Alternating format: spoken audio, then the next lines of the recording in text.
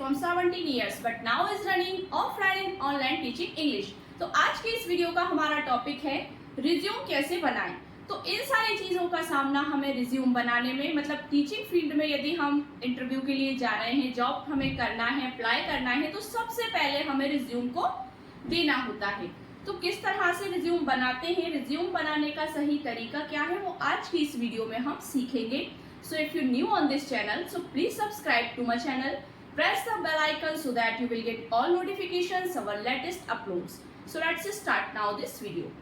In first, हम क्या करते हैं रिज्यूम बनाने में, सबसे पहले हम अपनी पर्सनल इंफॉर्मेशन यहाँ पर फिल करते हैं। मैं आपको अपने नाम के साथ बता रही हूँ, आप जब भी रिज्यूम बनाएं अपने नाम के साथ अपनी डिटेल फिल कर सकते हैं। सो फर्स्ट ऑफ ऑल हम जब लिखते हैं तो क्या लिखते हैं, पर्सनल डिटेल में, पर्सनल इंफॉर्मेशन में अपना नेम आप सपोज दैट मैं अपने नाम से बना रही हूँ, मेरा नाम अजरा खान है, तो नेम के आगे आप अपना नाम यहाँ पर लिखेंगे।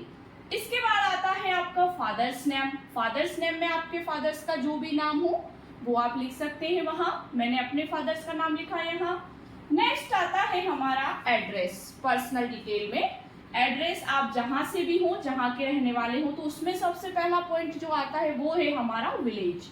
विलेज मतलब जिस जगह से, जिस गांव से, जिस सिटी से आप हैं, यहाँ पर उस जगह का आपको नाम फिल करना है। फिर आता है पीओ। पीओ का फुल फॉर्म होता है पोस्ट ऑफिस, मतलब डाकघर। क्या लगता है, पोस्ट आपका जो भी लगता हो वो आप इस ब्लैंक में फिल कर सकते हैं। फिर आता है पीएस। पीएस का फुल फॉर्म होता है पुलिस स्टेशन। वहाँ का पुलिस स्टेशन, जो थाना जो लगता है वहाँ, उस जगह का नाम आप यहाँ पर लिख देते हैं। फिर आता है लास्ट में डिस्ट्रिक्ट। जिस डिस्ट्रिक्ट से आप हैं, जिस जिले से आप हैं, उस जिले का नाम है। जैसे यहाँ पर मैं गुना जिला लिखूंगी, अगर मेरे नाम के अकॉर्डिंग लिखूंगी तो यहाँ पर गुना लिखूंगी। तो इस तरह से आप जिस भी डिस्ट्रिक्ट से हो आप वो डिस्ट्रिक्ट वहाँ पर फिल कर सकते हैं। नेक्स्ट आता है हमारा कॉन्टेक्ट नंबर। कॉन्टेक्ट नंबर में 910888 ऐसे डाल दिया है मैंने, डॉट डॉट डॉट करके। आप अपना फुल कॉन्टेक्ट नंबर यहाँ पर फिल करिएगा। फिर आता है नेक्स्ट आपका जो भी ईमेल आईडी है, जो भी ईमेल आईडी है वो आप इस तरह से फिल कर सकते हैं। मैंने डाला है आपको समझाने के लिए, फॉर एग्जाम्पल khanji00999@gmail.com। इस तरह से आपकी जो भी ईमेल आईडी है उसे यहाँ पर आप फिल कर सकते हैं, प्रॉपर जो है। फिर इसके बाद आपका आता है next point, date of birth, DOB जिसे कहते हैं डेट ऑफ बर्थ, मतलब जन्म तिथि। आपकी जो भी जन्म तिथि है, फॉर एग्जाम्पल मैंने यहाँ लिखा है 12 जुलाई 2000। आपकी जो एग्जैक्ट डेट ऑफ बर्थ है आप वो यहाँ पर फिल करिएगा। फिर आता है नेक्स्ट जेंडर। आप मेल है या फीमेल है, मैंने यहाँ पर फीमेल लिखा है। आप मेल है तो यहाँ पर आप मेल डाल सकते हैं, MALE। Next marital status. अब मैरिटल स्टेटस में क्या बताया जाता है, मतलब आप विवाह हो चुका है आपका या नहीं, मतलब आप शादीशुदा हैं या आपकी शादी नहीं हुई है। मैरिटल स्टेटस में मैरिड या अनमैरिड, मतलब वैवाहिक या अवैवाहिक। तो इस तरह से आप जो भी है उसमें से कोई एक आप यहाँ पर फिल कर सकते हैं। अब इसके बाद हमारा आता है, ये तो हमारा पर्सनल इंफॉर्मेशन हुआ, पर्सनल डिटेल हुआ। इसके बाद हमारा आता है एकेडमिक क्वालिफिकेशंस। आपकी जो क्वालिफिकेशन है, आपकी जो शैक्षणिक योग्यता है वो आप यहाँ पर फिल करेंगे। तो उसमें आप इस तरह से एक कॉलम बना लेंगे, एक फिल कर लेंगे, एक बॉक्स बना लेंगे। उसमें आपको क्या लिखना है, फर्स्ट कोर्स, आपने जो भी कोर्स किया है। फिर बोर्ड, किस बोर्ड से, यूनिवर्सिटी से जो भी आपने किया हो वो लिखना है। पासिंग ईयर्स, मतलब जिस वर्ष में आपने उसे पास किया है वो वर्ष आपको यहाँ लिखना है। नेक्स्ट में आपको लिखना है परसेंटेज, मतलब जो भी आपका परसेंटेज रहा हो उस कोर्स में आपको वो यहाँ पर फिल करना है। तो देखते हैं किस तरह से। जैसे suppose that for example 10th आपने किया है MP बोर्ड से, MP बोर्ड का नाम आपको बोर्ड में लिखना है। पासिंग ईयर, किस ईयर में आपने उसको पास किया है, मतलब मैंने लिखा है 2005 में। फिर परसेंटेज आपका क्या रहा, मैंने फॉर एग्जांपल लिखा है 65%। नेक्स्ट में आप 12th का यहाँ पर कोर्स का नाम लिखते हैं। 12th आपने कहाँ से किया है, MP बोर्ड से किया है, हाई सेकेंडरी।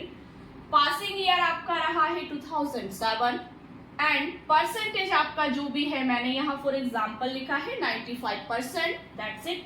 सो इस तरह से आप यहाँ पर 12th का डिटेल फिल करेंगे। अब हमारा आता है आफ्टर 12th ग्रेजुएशन। ऑब्वियसली आप जॉब के लिए अप्लाई कर रहे हैं तो ग्रेजुएशन तो आपका कंप्लीट होगा ही। सो आप यहाँ पर ग्रेजुएशन का डिटेल देंगे, आपने कौन सी यूनिवर्सिटी से किया है। मैंने यहाँ लिखा है जिवाजी यूनिवर्सिटी।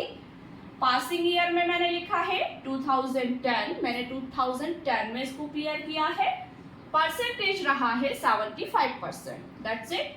नेक्स्ट अब हमारा आता है, ये तो आपकी हुई एकेडमिक क्वालिफिकेशंस, मतलब क्वालिफिकेशन कंप्लीटिंग जो आपने किया है।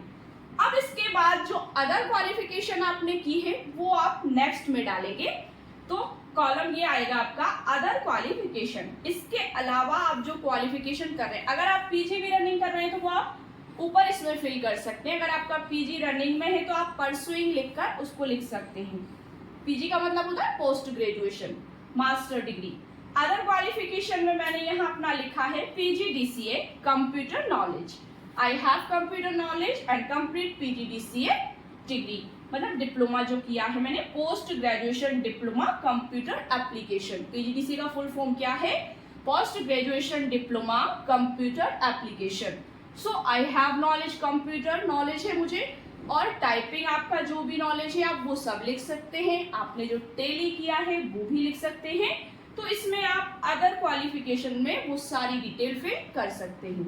सो नेक्स्ट अब आता है हमारा लैंग्वेज नॉन, मतलब आप कितनी लैंग्वेज जानते हैं, मतलब कितनी भाषाएं जानते हैं, कितना यूज कर सकते हैं।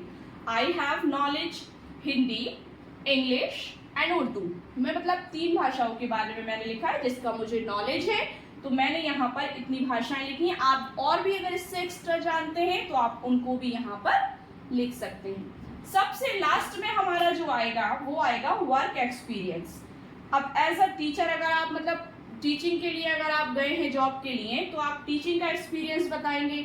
किसी, अगर आप फ्रेशर हैं तो उसका मतलब आपके पास कोई नॉलेज नहीं होगा। यदि आप फ्रेशर हैं, फ्रेशर का मतलब होता है कि बिल्कुल आप नए हैं। सो अगर आप टीचिंग फील्ड में गए हैं तो जैसे मैंने टीचिंग के लिए ये बनाया है, तो कैसे बताऊंगी मैं?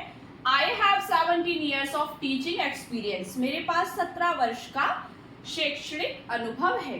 तो इस तरह से आपके पास जितने भी ईयर्स का शैक्षणिक अनुभव है या कुछ और फील्ड में आपके पास एक्सपीरियंस है, तो आप वो भी यहाँ पर बता सकते हैं। और वो बताना जरूरी है क्योंकि जिस भी फील्ड के लिए आप जा रहे हैं उस फील्ड में आपको थोड़ा बहुत एक्सपीरियंस तो होना ही चाहिए। So do you understand this resume information? इस तरह से अगर आप रिज्यूम बनाएंगे तो ऑब्वियसली आपका जो रिज्यूम है वो बहुत इफेक्टिव साबित होगा और आप जल्दी से जल्दी कोई अच्छी जॉब को एक्सेप्ट कर पाएंगे, प्रिपेयर कर पाएंगे। So do you understand? I hope so आपको वीडियो पसंद आया होगा। So if you like this video and please like and share this video, press the bell icon, subscribe to my channel so that you will get all notifications of our latest uploads. Thanks for watching my video and see you again with the next video.